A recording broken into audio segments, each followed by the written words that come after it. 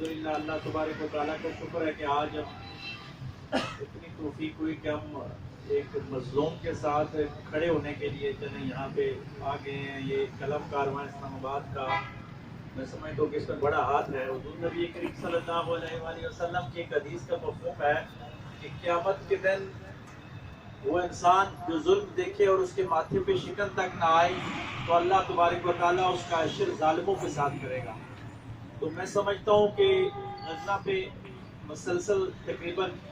आप यूँ कह सकते हैं कि कई महीने हो गए, महीने से ज़्यादा हो गए, तो 2 माह हो गए हैं कि मुसलसल वहाँ पे जुल्म हो रहा है और मादियत में हम इस हद तक डूब चुके हैं कि मुसलमानों के अंदर भी अभी उस तरह का एहतजाज नहीं आया।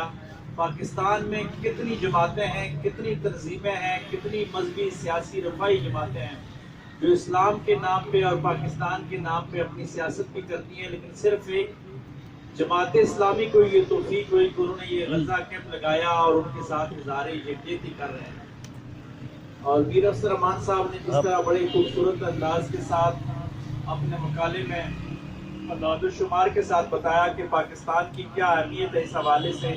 और पाकिस्तानी हुकूमत और पाकिस्तान